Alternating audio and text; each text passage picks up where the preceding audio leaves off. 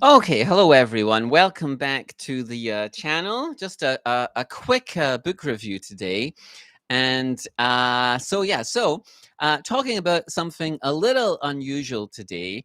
And it's a French Nobel laureate writing a novel about life in Seoul. So, yes, that is a little unusual. There's not many examples of that. The novel is Bitna, Under the Sky of Seoul by J.M.G. Clézio, and it was translated into English by Brother Anthony.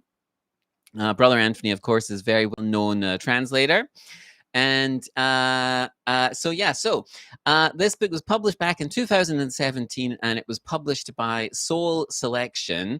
And it's a collection of stories that offer poetic, curious, and at times quite bittersweet glimpses into South Korea's bustling capital city. So, this book is something of a rarity. There aren't too many foreign authors, let alone Nobel Prize-winning authors, who've chosen to write fiction set in Korea. But Clézio isn't your average outsider. He's a French Mauritian literary giant.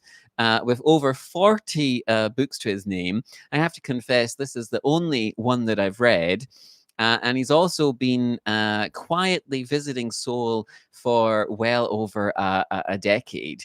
And in interviews around the time when Bitna was published, he said that this book was the realization of a dream, and that it was his dream of capturing Seoul in his fiction.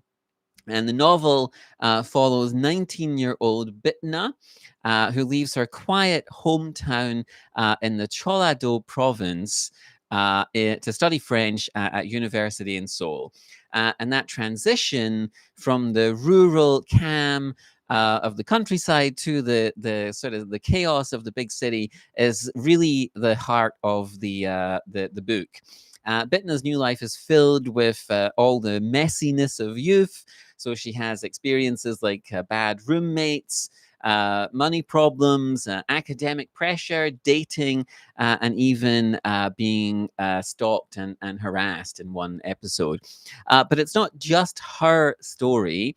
Bitna's a novel built from stories within stories. So one of Bitna's part-time jobs, she's trying to make money as a student. She has a part-time job, and she reads aloud to a woman named Salome. And Salome is an older, terminally ill woman who's confined to her home. But Salome doesn't want just any stories. She wants stories that Bitna has created herself. So Bitna becomes a kind of Scheherazade.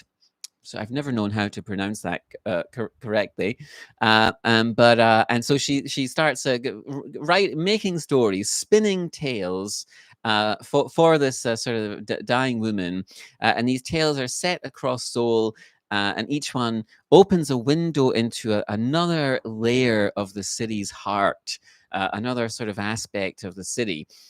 So there's a story about a building manager who trains pigeons to send secret messages across the border back to North Korea. This person's actually an undercover kind of agent.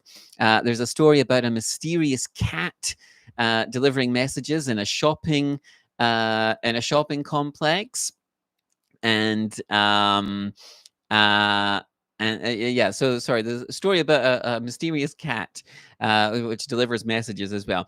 And then there's another story about a church singer turned pop star who's caught in a toxic relationship with her manager. And each of these tales is quite distinct. They're quirky, tragic, sometimes quietly magical. but together they form a kind of living tapestry. So Clézio uses Bitna's storytelling to paint a very multi-dimensional portrait of modern Seoul, its anxieties, its dreams, quiet moments of hope and despair.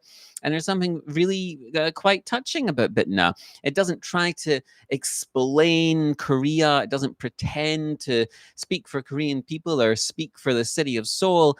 Instead, it listens, it observes, and through that, it offers a very human look at city life, sort of one person and one story at a time. So if you're interested in Korean literature or literature set in Korea, or if you're just looking for something that's a little bit off the beaten path, then Bitna Under the Sky of Seoul is worth for picking up. So, like I said, just a short one today. So thanks for watching. If you enjoyed the review, give it a thumbs up and let me know in the comments if you've read Bitna or if you have any other books set in Seoul that you'd like to recommend. And don't forget to subscribe for more book reviews. And until next time, happy reading, and I'll see you back here in the next review. So take care.